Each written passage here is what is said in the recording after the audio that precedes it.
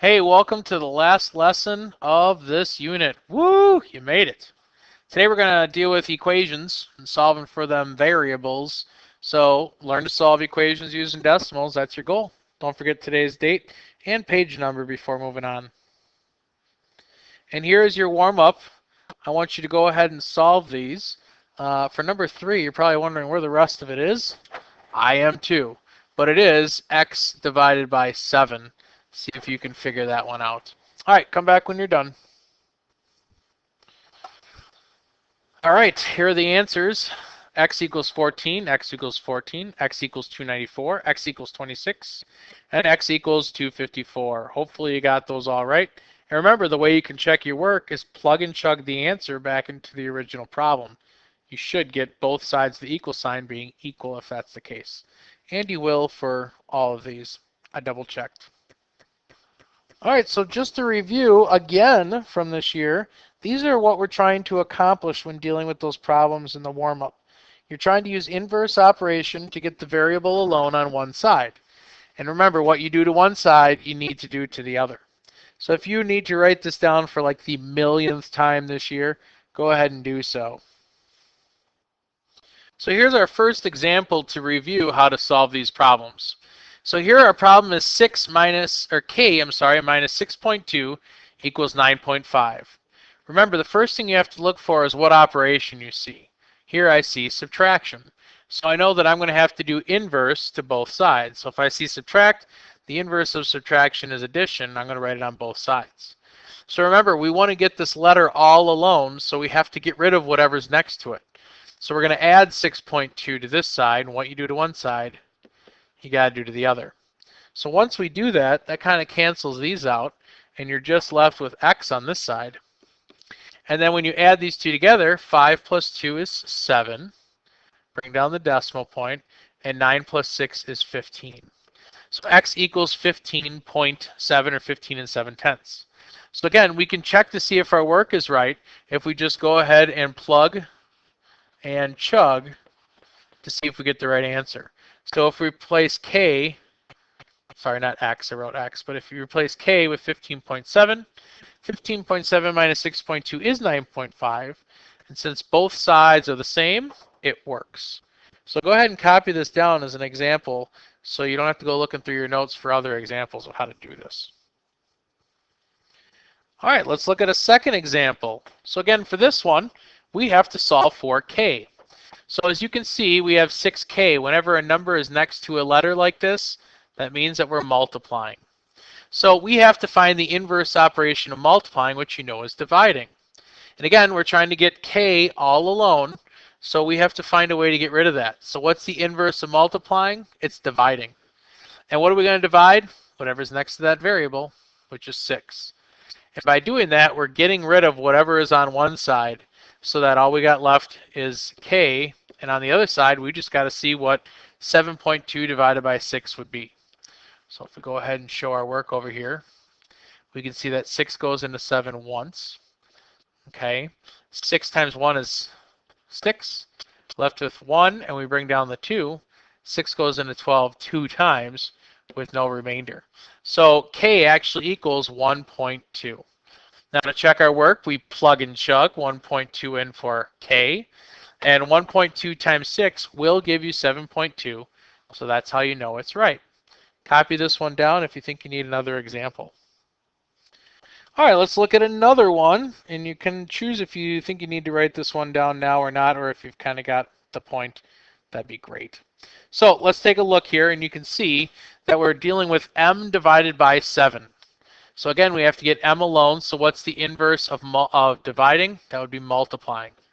So what are we going to multiply to both sides? Remember, it's the number the opposite of our variable. So that would be 7. Okay. So remember, this is the same as saying 1 over 7. So we have to find the inverse, which is 7 over 1, or we'll just deal with 7. So what you do to one side, you do to the other. So now all this work is canceled out, and we're just left with m. So if we do 0.6 times 7, 6 times 7 is 42. And then we see that we have 1 decimal point place value. So in our answer, we have to move the decimal over once. So you get 4.2 as your answer. How do we know if that's right? Again, you figured it out, plug and chug. So let's go ahead and put that in for m, and 4.2 divided by 7. 7 goes into 4.2 0.6 or 6/10 times, so we know that it's correct. I love doing these because you always can check your work and know if you're right before you're done. All right, for your work today, all I want you to do is try one of each. So a subtraction problem, a multiplication problem, a division problem, an addition problem. Go ahead and work through 1, 2, 3, 4. Come back when you're done. Good luck. And don't forget, while you're working, show your work. All right, now I'm done. And here are the answers you should have gotten with 1 through 4. So for number 1, it was subtraction, so we're going to have to add to both sides. For number 2, it was multiplication, so we had to divide to both sides. Number 3 was division, so we had to multiply to both sides. And number 4 was addition, or a positive number, so we had to subtract from both sides. Hopefully you got those correct. If you did, give a high five to me. And remember, we can always have word problems that you're going to have to deal with the same thing. So here's an example where it says the area of Emily's floor is 33 75 meters squared. If its length is 4.5, what's its width? So remember, the formula for area is area equals length times width. And in this case, we have some backwards work we have to do. We're given the area, and we're given the length, but what we don't know is W. So we're going to have to rewrite this problem as 33.75 equals 4.5 times W. So what's the opposite of multiplying on the right-hand side? That would be dividing. So we take what we do know, 4.5, and we divide it from the area, and that gives us the width of 7.5. So in this case, we can use equations to solve a problem for the missing value of the width, which is 7.5 meters. Copy this down. It's a really good example. Plus, I gave you the formula before you move on. All right. Here's another example. It says the carpet costs $23 per square meter. So what is the total cost to carpet the floor? Well, again, we have to think about what we're looking at. We know that we're trying to deal with total cost equaling the amount of area and the cost per square meter. So in this case, we know the area, and we know what the cost is per square meter. So it was 33.75 meters squared times the cost per meter, which is $23. So in this case, it's just a quick multiplication problem, and we don't really need to balance anything. We just need to solve. And if you do, you'd find out that the total cost of the floor is going to be $776.25.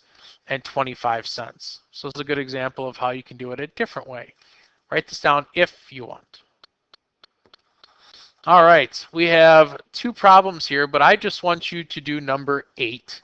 It's a 2-step problem. It says Gretchen wants to add a wallpaper along the top of the walls of her square room. The distance around the room is 20.4 meters. What you got to do is find out what's the length of each wall of Gretchen's room. So if you know the total is 20.4, there's 4 walls in a room.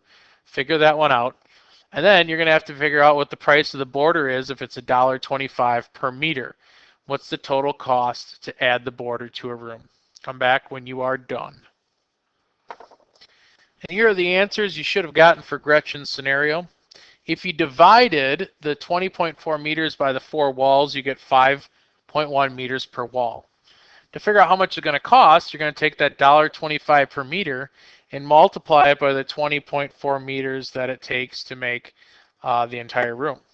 So that's how I was able to get $25.50. And don't forget, when you multiply, you got to add up all the total decimal point place values, which was 3, and then I moved that over, and that's how I got 25.5 from all that stuff.